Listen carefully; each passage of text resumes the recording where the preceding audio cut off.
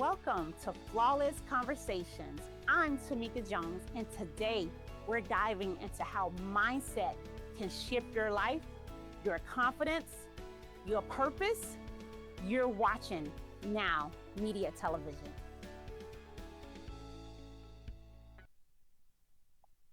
Hello, everyone, and welcome to Flawless Conversations. I'm your host, Tamika Jones. This show is about breaking down the barriers, fears, and doubts that hold us back and keep us from boldly stepping into our purpose. Today, I'm joined by Dr. Dante Vaughn, founder and president of Lightpoint Advisors. With over 18 years of executive leadership experience, Dr. Dante is known for helping leaders and organizations grow stronger cultures, build resilience, and unlock their highest potential. He's also a Forbes Business Council member and co author of the bestseller From Culture to Culture. Dr. Dante, thank you so much for being here. Thank you. Thank you for having me, Tamika. Awesome. So let's dive right into one of the most surprising challenges leaders face today, the fear behind success.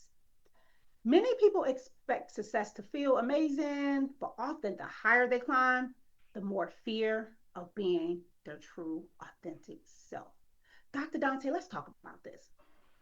So, why does success sometimes make people feel more afraid instead of giving them that confidence, or already having that confidence, right, based on success? Sure. Fear is rooted in the unknown. And oftentimes when we're making those transitions to the next levels of what we perceive to be success, whether it's personally or professionally, those unknowns include how people are going to respond to us, the expectations that people have surrounding how we show up in this new role, this new level, this new capacity. So because we can't anticipate or necessarily are sure or confident around what that looks like, we become very fearful of it. I think so that's fundamentally what grounds a lot of our fear. I think the other side of that is also rooted in this concern around failure. Oftentimes failure perpetuates our fear for wanting to take the next step, the next leap, make the decision. And oftentimes, as we're progressing or we're leveling up, that fear of failure perpetuates greater concern in our ability to meet those new expectations. I totally agree. I totally agree. And one of my fears, just being full transparent, is public speaking, right? I've always feared public speaking. And not until I did the work and peeled back the layers of until why, right? The whys behind it. Um, that's when I was able to boldly, right, step into my purpose and passion in life. But until then, I let that fear hold me back, right? So, how does pressure from new roles or titles sometimes make, or sometimes feel louder versus quieter?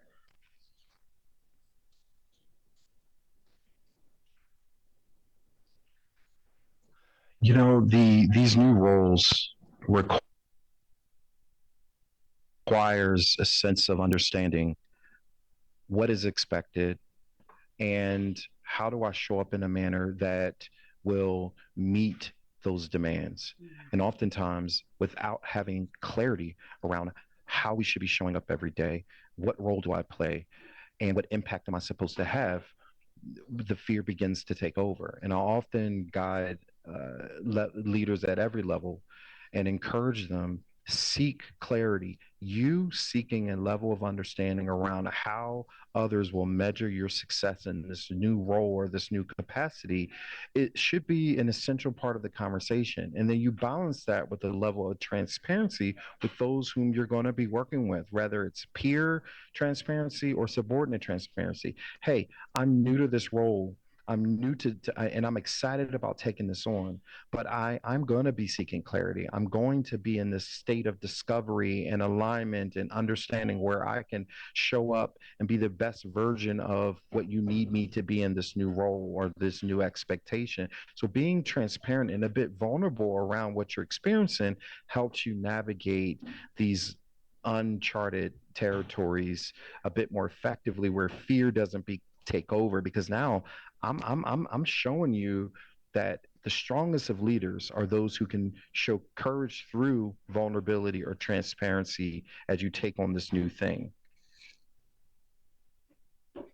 I agree. I totally agree with that. Vulnerability is key, I think, on every aspect of life, even in relationships, workplace, with your kids.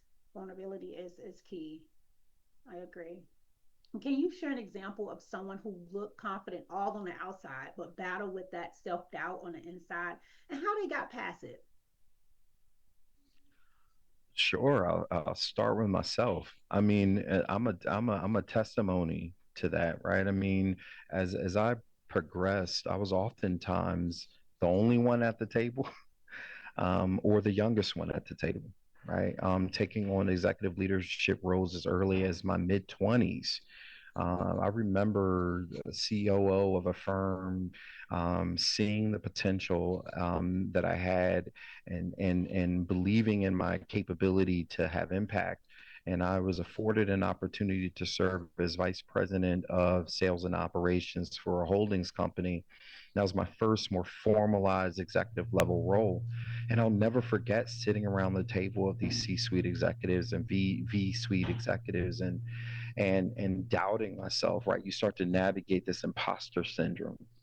And to overcome it, I often would almost become overbearing and almost preachy around the strategic visions that I would have, or what I thought was really important.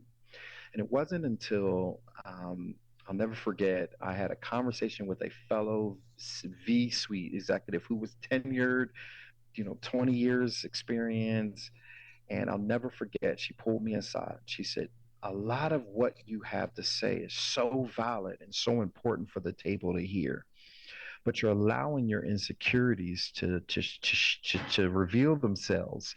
And instead of you being received thoughtfully, you're being received as preachy and pushy. But that same energy, there's a side of that energy that is positively disruptive. So it's important to balance and reflect on your insecurities and your unsureties through it. So one of the things I started to do is first just take a breath, be thoughtful around my ideas, capture what I could proactively, and be a bit more vulnerable at the table to say, "Hi, peers, I have a thought, I have a perspective, but I may not know all the details. I may not know everything that I need to know that may inform this perspective. So I'd like to share my thoughts and solicit input. So speak less, ask more questions, and listen so that you can seek a level and build a level of understanding around circumstances, the factors that influence others' decisions, because then you become more influential in how you articulate your vision, how you connect to their perceptions of what's happening. That's how you start to move the room. And it wasn't until I started to take a deep breath and be more patient with the process, seek to understand, ask more questions, be a better listener, is when I became to step into that role more effectively at that executive level. Absolutely. Yes. That's self awareness, man. It's everything. Being able to step back and go within yourself and ask yourself these deep questions. How am I showing up? Right?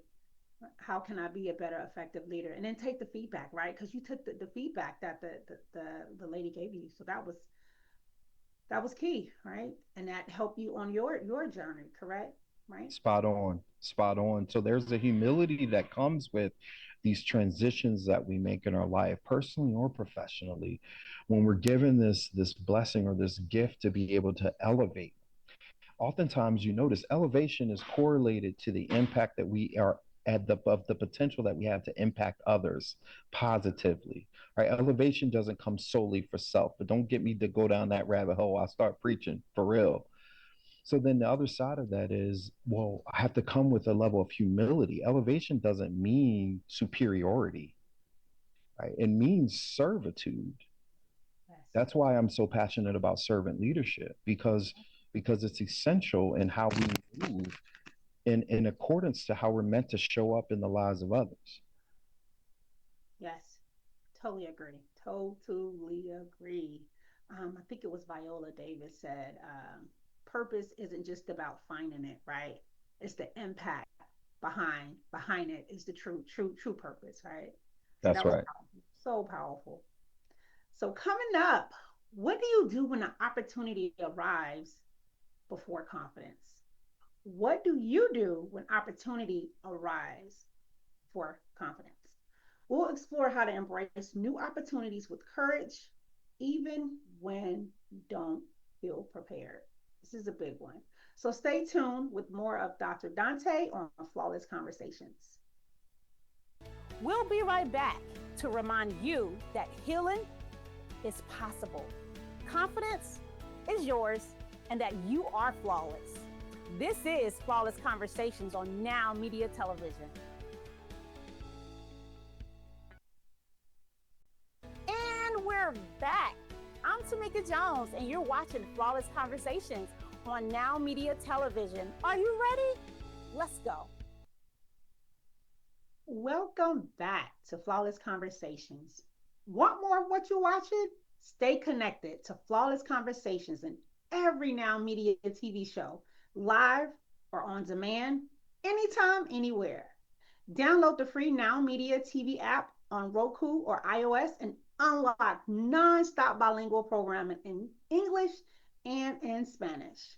On the move, you can also catch the podcast version right from our website at www.nowmedia.tv.com. From business to breaking news to lifestyle, culture, and beyond, Now Media TV is available around the clock, ready whenever you're ready. Welcome back. I'm here with Dante Vaughn, Dr. Dante Vaughn. And now we're talking about the challenges many professionals, both men and women, face. And that is opportunities that may come before confidence. Many times the doors will open, but inside we're wondering, are we really ready enough? Am I ready enough? Dr. Dante, let's unpack that. What can men and women, professionals, do when opportunities come faster than their confidence? When we think about the core premise of opportunity, it means a set of circumstances have all come together that to make something possible. That's what opportunity is, the possibility of something. The opportunity means that if you are engaged, you are part of those circumstances that made it possible. Without you, you could even challenge that opportunity may not be true or real, or its full potential may not be realized without you. Now, understanding that becomes essential in shifting the mindset. It doesn't mean that opportunity still doesn't come with struggle or failures along the way or barriers. It simply means that there are the right circumstances that say this is possible through me or with me. And I think so it becomes an examination of first, take the pressure off of yourself Mhm. around the guarantee of what that opportunity will yield. Simply see it as I am a catalyst. And because I'm a catalyst, I am opening myself up to whatever that opportunity may mean for me. Because I'm going to learn through it either way. I'm going to benefit through it either way. And those who are engaged with me, as long as I have a positive intent and mindset around what this pursuit may mean, then everyone else is going to benefit in some way as a result of it. Oftentimes we think opportunity means desired outcome. And if I don't realize that desired outcome, then I have failed. So therefore, I'm afraid to pursue it. Our confidence has to come in our belief that we are simply a catalyst to opportunity. And I think that that fundamental mindset shift will help us navigate this level of confidence we may have entering the door. It's the courage to enter the door, not the confidence. Right? And the confidence builds with knowledge, understanding, awareness, and authority around the thing. But the courage part, I mean, how many of us have, look, when I first learned to ride a bike, I wasn't confident. I just had the courage to ride and then fall and then get back up, and ride and then fall and get back up. Right? And that's the mindset I think we have to have. Yeah, it's called resilience too, right? Resilience, no Yeah, doubt, no yeah. doubt. And what is that quote? Turn your obstacles into opportunities, right? So you, like you said, they're gonna come. You're gonna have obstacles, whether you CEO or you're a janitor, whatever level you may be That's at, right. you're gonna have those obstacles. They're gonna come, right? So good stuff. I love it. I love it. Love it. How do you help someone see that they were chosen for a reason and not just by accident? Well, you gonna get me Get you to down a start rabbit preaching. hole, You go Tamika. ahead. Um, for me, I'll start personally. I don't believe anything is by happenstance. um, so therefore, everything that exists with life in this universe exists with purpose. Now, to Yeah. your point, is people understanding, connecting what that is. Well, first and foremost, the ideology we have around what our purpose is or isn't is often in misalignment to what our purpose actually is. Oftentimes the own barrier is ourselves and our belief that deep down inside we want our purpose to be X, but our purpose is Y. Okay. So correlate that to your question. I think it has much to do with simply asking oneself, in this circumstance, in this situation, no matter how unlikely I may have perceived it, no matter how unprepared I might feel about this journey I'm on or this opportunity I'm facing or this door that I've walked through, how can I show up as the best version of myself to be to have the best positive outcome on the circumstance. Now imagine if we entered every scenario that way. Doesn't matter if we foresaw it, doesn't matter if we even want it to be so. But in the moment, where I am is where I am. So how do I show up as the best version of myself to have the greatest positive impact on the outcome? And if I can do that at every circumstance, every situation, imagine the opportunities that are actually revealed through that. So imagine if I'm something as simple as I'm sitting in traffic. I left early.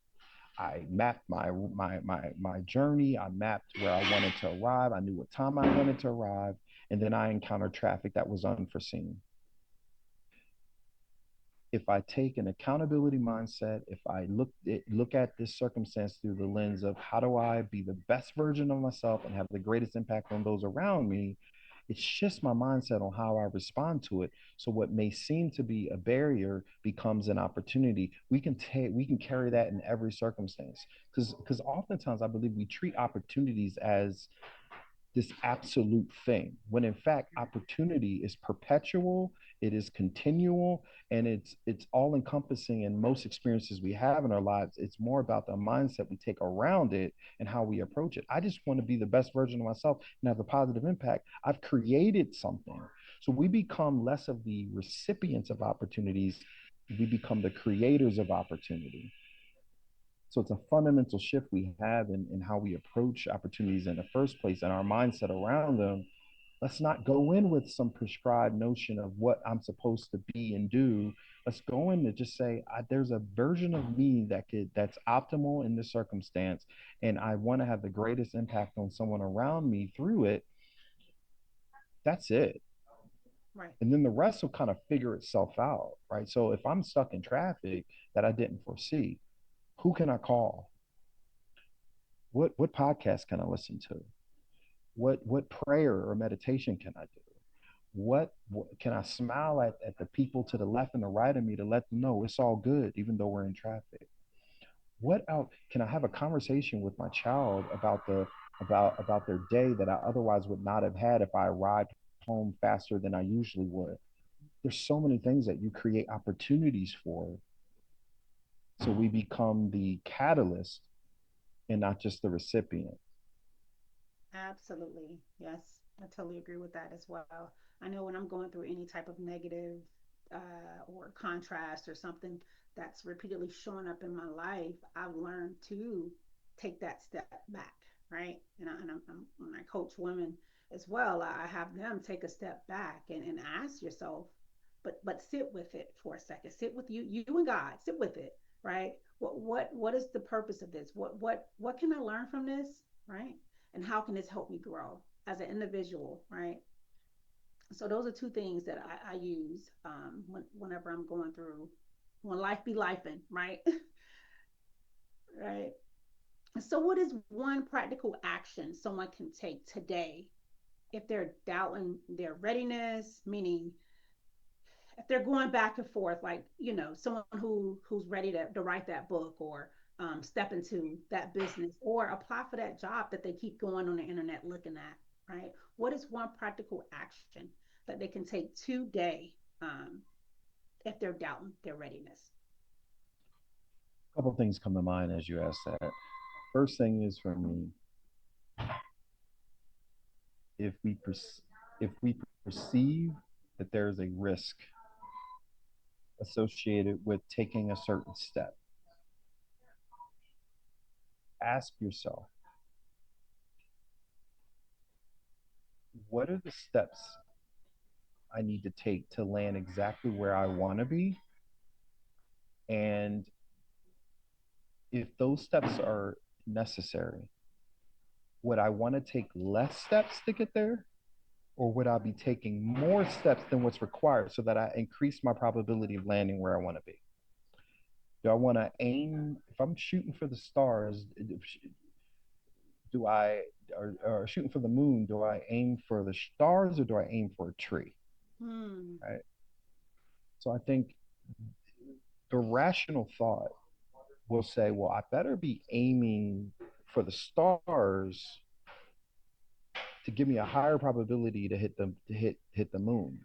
Don't let risk aversion cause us to aim for the trees because the probability of me hitting the moon is null.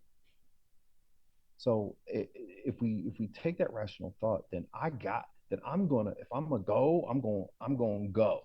And I'm gonna do what's necessary. I'm gonna take those steps because if my desired outcome is to achieve X, then I gotta do what I gotta do. If I want to write a book, I'm not just going to write a book. I'm going to do whatever step. If I know that I need to have a concept, an idea, a manuscript, and then I need to find a pathway for publishing, and then I need to promote it, and I need to, and my desired outcome is to have a positive impact on my book. Okay, great. That's a traditional trajectory. Well, but that's kind of like aiming for the trees, but I'm trying to get to the moon. What I really need to do, well, maybe I take some extra steps. So maybe if I'm desiring to write a book, then and I have an idea and a concept, I want to understand who else followed a similar path and who I perceive as successful in an outcome of publishing their book. And maybe I want to study and learn a little bit more about the steps that they took. Maybe in addition to that, I have a trusted group of advisors that I either want to assemble or I already have so that I can pitch my concept and just get some perspectives if I think that they kind of are the profile of people who I would want reading the book. And that may inform some decisions. You know what? Instead of me just doing those things, I'll take these additional steps necessary. I want to grow my following around myself as a thought leader so that when they find out I have a book, then they're going to be more inclined to want to pursue it. those are taking those steps that are necessary to reach the trajectory that I really want to reach. So it's Yeah. taking a reverse approach to pursuing and overcoming this hesitation. I think that's one way to go. Now, let's say the reality is there are some people who are so burdened with the fear of taking the step that they would never go as far as taking the extremes. Let's go on the other end of the spectrum. As fear is grounded in this fundamental desire to not be harmed, to not feel pain, to not feel hurt. Um, Ask yourself, what truly are you afraid of? And oftentimes we go back to the earlier conversation, Hmm. how others react to the steps we've taken, the actions we've taken, oftentimes is what's rooted in our fears because we desire acceptance, we desire approval. So we have to challenge ourselves to say and look within to say, what am I really afraid of? And why is it that I desire the acceptance and the approval for this thing that I truly believe in? What am I really chasing? Because oftentimes, if we can get after what's really holding us back and we can break that down, oh my goodness, the minute the minute we can understand the depth of our hurt, our pain, our trauma, oftentimes my executive coaching has so much more to do with the psychological implications of a person and their experiences, especially their altering childhood experiences Yes. that have perpetuated how they show up in their roles as leaders in their lives, personally and professionally. Sometimes we got to peel back that onion far enough to say, what is it that I'm actually seeking or what's actually holding me back? Because if we don't get after that, there's no trick, there's no magical book, there's no seminar that you're going to go to that's sustainable enough to drive you when you encounter the next barrier or obstacle in the thing that you're trying to pursue. So yes, it requires the hard work, it requires the deep look, Yes. the deep Absolutely. work. Yes. Yes. Yes. I totally agree. Totally agree. Awesome. So stay with us. Up next, we'll tackle how to grow into your next level without drowning in this thing called doubt. This is where the real transformation happens, right? This is where it begins. So go grab that cup of coffee, but make sure you come right back. We'll be right back to remind you that healing is possible, confidence is yours, and that you are flawless. This is Flawless Conversations on Now Media Television. And we're back. I'm Tomeka Jones, and you're watching Flawless Conversations on Now Media Television. Are you ready? Let's go. Welcome back to Flawless Conversations. I'm here with Dr. Dante Vaughn. And in this segment, we're talking about personal growth, promotions, new responsibilities, and bigger stages that bring excitement, but they also can feel very, very heavy. Dr. Dante, as a leader, we both know that these new roles comes with pressure, right? It comes with pressure, and without the right habits, right, leaders risk drowning in doubt instead of rising in their true full potential.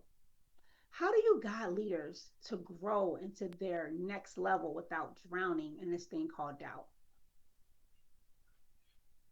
So typically, I always start with a reflection and documentation of what the leader believes has contributed to their success thus far. Oftentimes, when leaders are transitioning to these new levels of role and responsibility or potential impact to the organization, they lose sight of the past because they're focused on the trajectory ahead. There are actions, there are habits, there are behaviors that led you to this opportunity that you've pursued now, right? There are things that done. Now, it doesn't mean you stay there because oftentimes the measure of your success has shifted now that you've taken on this new role of responsibility. But let's start foundationally there because you don't want to give up the things fundamentally that have led to your success, be it the cadences that you've established in your life, the habits you have around communication or engagement or decision making. Those things become fundamental. Now, from there, having as clear of a picture around what your new or evolved measure of success is in your role becomes essential, because if you understand it, then you can start to understand, well, where are the gaps in my current behaviors or habits and what I'll need to take on to drive my success. And it begins with the conversation both with your senior leaders, those who you report to, and you, no, at whatever level, and your subordinates in terms of understanding, as your leader, how can I show up and help you become as successful as you can? Because all of that feedback will start to help you shape, okay, well, my subordinates are looking for a certain measure or a frequency of communication one-on-one. Okay, so if I don't have a habit of scheduling bi-weekly or monthly one-on-ones with my team, I better have that as a new cadence around my communication. For example, my executive leaders may expect something of me that looks different now in terms of how I share my progress or how I track progress. All these things start to inform new behaviors or habits. You don't have to play the guessing game. Seek to understand perceptions around success at both levels, and also examine what has led you to be successful and what you may need to shift or fill the void in order to thrive in this new capacity. Yes, yes, yes, yes. And you know what? Sometimes I have to remind myself and also my clients as well that God has already created the perfect you, right? Our job, your job, is to allow God's power, right, to reside within us to remove that fear, right? Because we're not broken, right? We don't need to be fixed, right? Because whatever is in us is already in us, right? We just have to activate it, right? I think well said. We closer we get in alignment to God's purpose for our existence, the less barriers are actually barriers. They simply become stepping stones Mm, to get us even further to where we need to be relative to the impact that we're meant to have, because we are vessels and we are um, mechanisms for impact, right? We're our, it's like a tree that bears fruit is not for the sake of the tree. mm, Our fruits, our gifts, they're not meant for us. So therefore, our capacity to show up in this new level in our lives, it was destined that way. We simply have to get enough out of our heads and out of our own way to allow that fruit to bear and to allow those to have access to it. right. And not just to piggyback on what you just said, and not activating these fruits or letting these fruits produce, right, is a form of being selfish, right? Right? Because we don't need to have all these fruits to ourselves, right? God put it in us to give it, to push it out to those who need Yeah, it. Right? yeah, no doubt. Ooh, love it. I love it. I love it. I love it. I love it. What is one daily habit that keeps leaders grounded while they're learning something new? Well, well, it's interesting because you said while they're learning something new. I, Yeah, I yeah. think I'll take a step back for a second to simply to say the mindset of being a perpetual student, open to learning, open to, right, because I think oftentimes that as we pursue these next levels of leadership, we believe we have to know it all or that we know it all. And that's when we have to always, at every transitional level, we're always a student to the next level. Mm, We're a student to those who we are equipped to lead. I always yes. say the greatest leaders is because they were phenomenal followers. And even though you're in a leadership capacity, you're trying to follow in order to understand. We go back to servant leadership. I can't serve you if I don't know what your needs are. Yeah. I have to have this pursuit of knowing. And then there's going to be things that you require. from a servitude standpoint that I may not have all the right answers for. So I have to be open to either acquiring the information or knowledge to serve, or have the humility to point you to where you need to be served. Absolutely. And so that student mindset becomes essential. And if we remind ourselves, and you'll hear individuals say like, "I always learn something new," Hmm. it's I want to, my greatest impact is because I'm open to learning. Right? Yes. And as long as I keep that mindset of learning and being a student, we're a student our entire life. We're refinement through this cleansing and sanctification process. Right. So it's perpetual. So let's lean into the student mindset, because that we all, as we elevate, we're still students. Yes. That's how you become term. I have a doctorate. That's considered a terminal degree. The concept of terminal, it's at its finite. But it's never really finite. When we look at our life in general, it's not finite until we're terminal, until we're dead. So it's a learning process until it's done. So our lives are students are in the entire time. Absolutely. I agree. So, Dr. Dante, if our viewers want to dive deeper into your work and leadership and also culture, where can they find you online? Any major social platform, you'll be able to Google drdantevaughn.com, or you can visit my website, lightpointadvisors.com. That's where, I have the pleasure of leading a leadership and organizational development practice where we serve other organizations, both at the executive all the way to the frontline leadership level, helping them learn how to be more effective leaders or operators of their business, how they engage, how they interact, how they make decisions every day that helps them realize their organizational purpose, mission, vision, right? So visit us there. You can check us out on LinkedIn, any major platform, you'll be able to reach out, and let's connect. Let's have a conversation. Yes. So, Flawless family, don't go anywhere. And when we return, we'll close this powerful session with a powerful conversation around leadership, courage, and leading even when you feel alone in this journey. We'll be right back. We'll be right back to remind you that healing is possible, confidence is yours, and that you are flawless. This is Flawless Conversations on Now Media Television. And we're back. I'm Tomeka Jones, and you're watching Flawless Conversations on Now Media Television. Are you ready? Let's go. Welcome, welcome back to Flawless Conversations. Don't miss a second of this show or any of your Now Media favorite TV shows, live or on demand, anytime, anywhere. Grab the free Now Media TV app on Roku or iOS and enjoy instant access of our lineup of bilingual programming in both English and Espanol. You can now listen to Flawless Conversations anytime on Now Media TV website at www.nowmedia.tv.com, covering business, breaking news, lifestyle, culture, and more. Now Media TV is available 24/7. So the stories you care about are always within reach.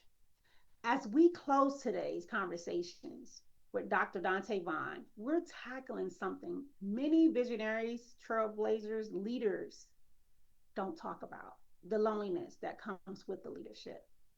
For leaders, this can be both a challenge as well as a calling. Dr. Dante, why do leaders often feel so isolated, even in leadership positions? You know, we always say it's lonely at the top, right? And Yeah. oftentimes, I think it's twofold. When you're placed in a position where you are sought after to and ultimately inform the decisions that drive outcomes, there's there aren't many with whom you can collaborate, because the higher you go, the more isolating it becomes. If you look at a typical pyramid, right? typical pyramid in a traditional sense, at the peak of a pyramid, there's not much space for anyone else to sit, right? If I'm the higher I go, the less counterparts I have to solicit. That's the perception, right? As we see leadership as a pyramid, I'm sitting at the top. It's very, very lonely in that context. And it can feel that way because we bear this responsibility of leadership and decision making. And that's a responsibility that most take serious. Mhm. Now, imagine if we inverted the pyramid Hmm. and we recognize that, in fact, the most lonely isn't where we sit. It's where the people who are closest to the front line executing every day, who don't feel like they have the power of influence over the decisions that are impacting their lives and the customer's experience.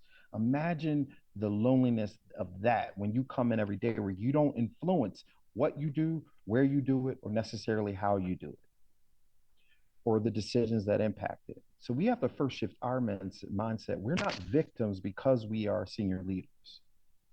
We are influencers. We invert the pyramid and we recognize that I'm actually not alone.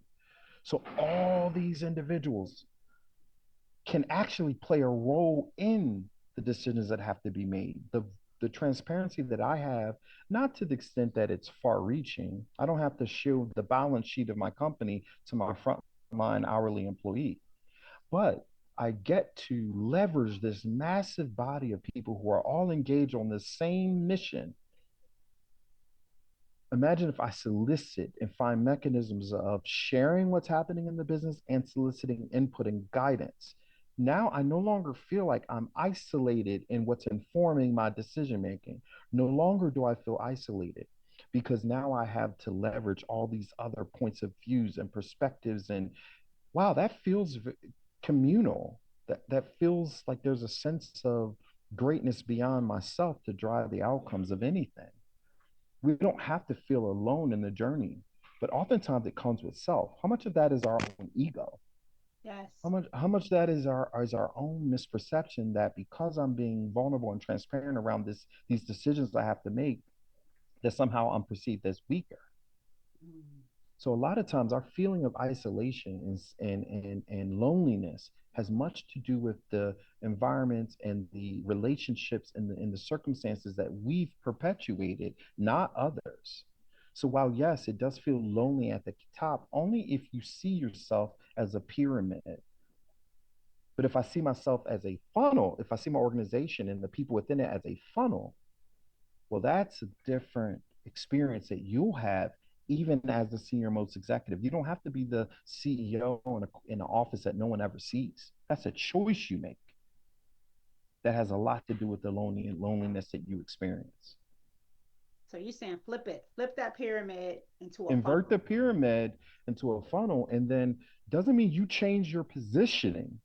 It means you've inverted it. You're still up there, but now you're up there with this body of individuals who now can share in this experience in a manner that's relevant to their level.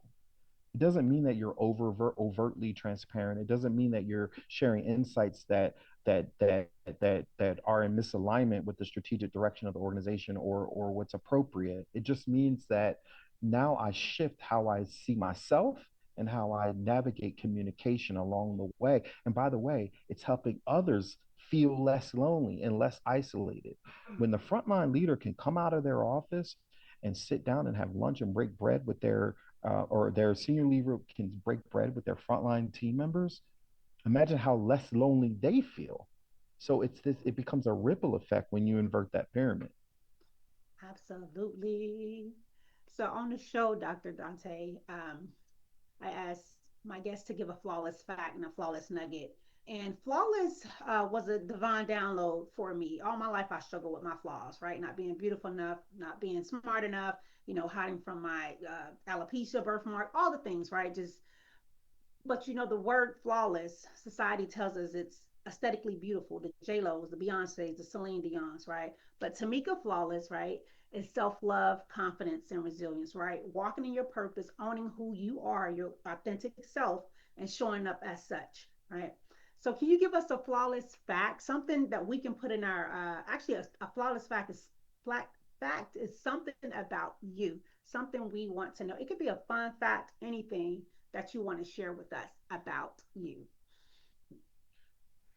Oh man, there's so many things. I mean, I would say I am a lover of music. I'm self-taught on the piano. I tried guitar. I haven't pursued it to the depth that I probably should. Um, and I'm a singer. Awesome. So that's a fun fact that some closest to me know, but others don't at all. And I would say what connects us, I think that music sound is so fundamental to our biological, physiological, and psychological makeup. It's the Yes. one thing that consistently unifies all of us culturally. And it's something that I connect with. So catch me at the next karaoke bar because I'll probably be there. That's awesome. And give us a flawless nugget, something we can put in our back pocket and use anytime, anywhere. If we're going through anything, or just having our back pocket as a resource. Oftentimes, our fears are predicated by our concern about how others perceive us. And if we can remind ourselves in those greatest moments of fear, two things. One, that we, as much as we are different, we're all very alike in that we all experience the same levels of fear, no matter where an individual is in their life. They all have had moments of doubt around themselves and others. So know that you're not alone in this fear experience that you're having, and this unknown around how people are going to receive us. The second thing I would say is remind yourselves that you are enough. You're enough of what you need to be in that moment, in that circumstance, in that situation. And oftentimes, the things that have held me back is because I didn't tell myself I was enough. And I deserve to be exactly where I was in that moment, in that circumstance, in that time. And the more you can tell yourself that, write it on a piece of paper in your wallet and stick it Yes. there. I am enough. And the more we remind ourselves of that, the more we recognize, okay, so I'm not alone and I'm enough. Yes, I love it. I have those. I have affirmations everywhere, right? My Yeah, mirror in my mirror in my bathroom, all the places, right? And, and that's and right. and once again, when you're affirming, speaking those things to life, you don't That's just right. say them because you could just say them, but That's right. nothing's gonna change, right? You have to believe it, like you said earlier, Yes, and feel it, right? And know, that that's who you are, right? that's right. This has been powerful, powerful, powerful. Where can people find your work to continue these conversations? Yeah, like I said, major social media platform, especially LinkedIn, or go to the web, lightpointadvisors.com. You can visit drdantevaughn.com.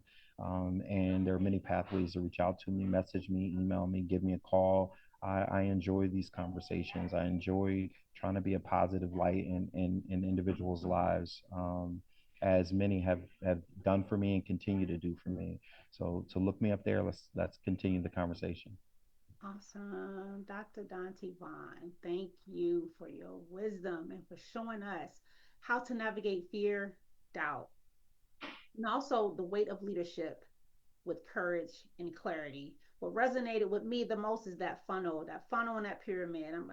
That's my greatest takeaway from this, and Awesome. I'm gonna use it. And thanks again. Thank you so much. Yeah, appreciate you having me, Tamika. Keep doing what you're doing. Yes, I will. I will. Thank you. So today we uncovered how fear often hides behind success, how confidence sometimes lag behind opportunity, and how doubt can be managed with the right support tool and tools. Most importantly, we've learned that being a visionary, leader, trailblazer all takes courage, right? Confidence, courage first, confidence comes later as a result of that courage, and that no one has to walk the journey alone. To our viewers, thank you for following us on Flawless Conversations. Until next time, remember, your power lies not in perfection, but in authenticity. I'm Tamika Jones. This is Now Media TV.